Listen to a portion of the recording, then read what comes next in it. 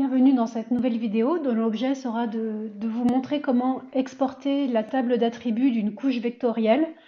On va prendre l'exemple ici des statistiques zonales.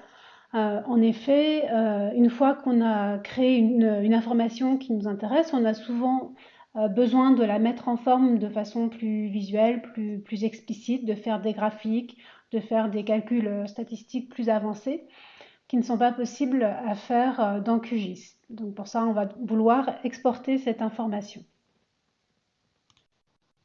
On va vouloir exporter cette information pour l'importer par exemple dans Excel.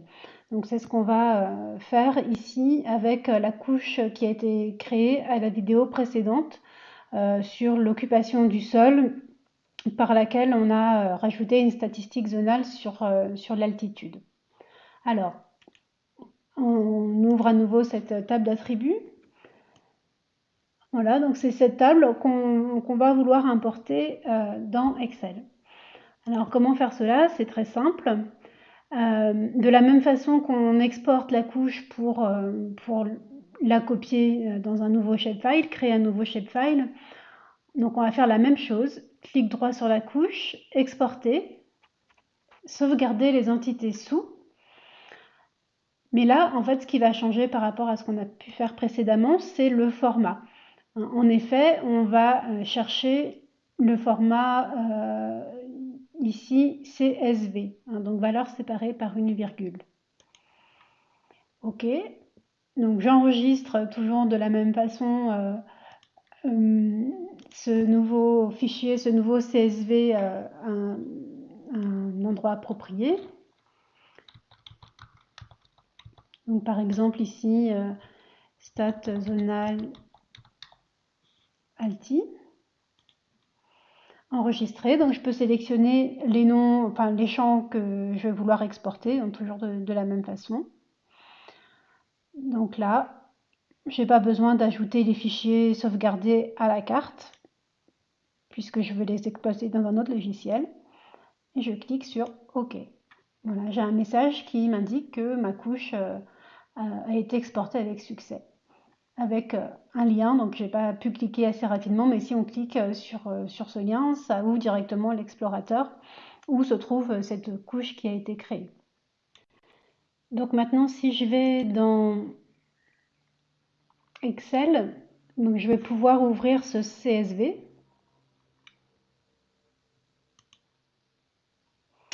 Voilà, mais là je m'aperçois que il y a un problème dans la définition des séparateurs de champs. Excel ne reconnaît pas là d'emblée les séparateurs de champs qui ici sont des virgules.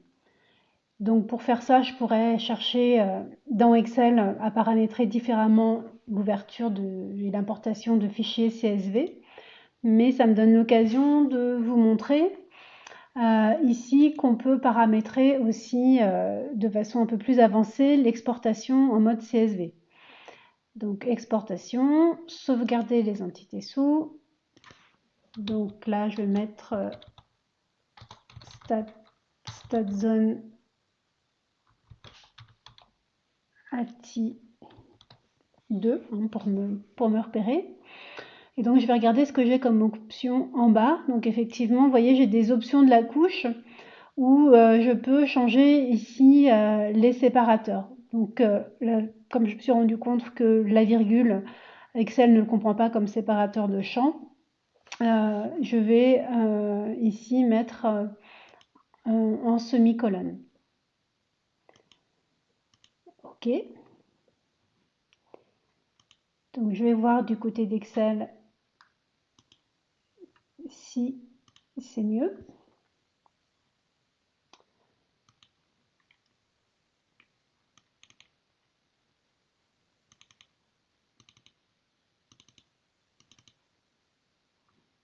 Alors, donc là, c'est tout type de fichier. Alors, je commence à voir pas mal de choses. Hop. Donc voilà,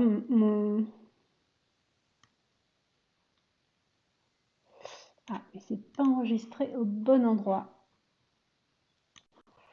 Voilà, j'ai récupéré mon fichier StatZone-Alti 2 ici. Je l'ouvre.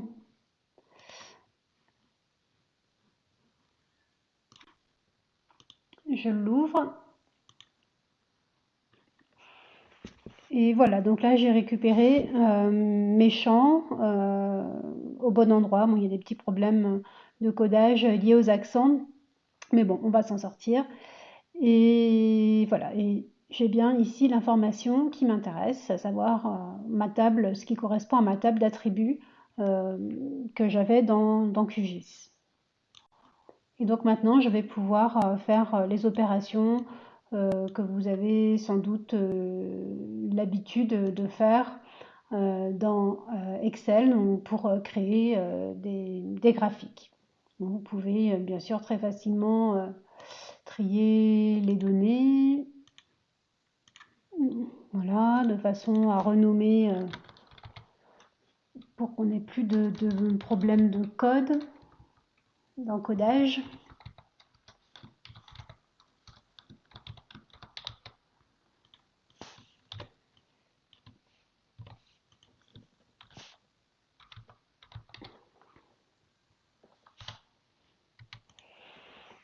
Voilà, et donc après, on va vouloir, par exemple, représenter la latitude moyenne en fonction de la surface des parcelles. Donc pour savoir si, pour permettre de mettre en évidence si s'il y a un effet de l'altitude sur la surface des parcelles. Si les parcelles les plus grandes, par exemple, sont plutôt sur les plateaux, donc les altitudes les plus élevées, les parcelles qui seraient donc en bordure de cours d'eau pourraient être plus petites, etc. Donc on pourrait calculer des moyennes de surface de parcelles par type d'occupation du sol. Voilà, là on va juste faire un exemple assez rapide, hein. Là l'objet n'est pas de vous montrer comment fonctionne Excel, mais pour voilà, voir s'il y a une relation entre la surface de la parcelle et l'altitude moyenne de la parcelle. On peut faire un diagramme, enfin un graphique de points tout bête. Bon voilà, il ne semble pas que en fonction de la surface, il y ait une variation très importante d'altitude.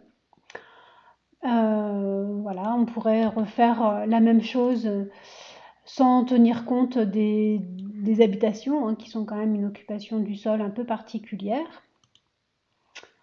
Euh, voilà, on va refaire pareil. Bon, voilà, c'est pas beaucoup plus flagrant. Il n'y a pas vraiment de relation entre la surface de la parcelle et enfin, sa superficie et l'altitude moyenne. Mais bon, voilà, cette vidéo avait pour objet de vous montrer comment exporter les données de QGIS dans des formats utilisables par d'autres logiciels. Voilà, cette vidéo est maintenant terminée. Je vous remercie.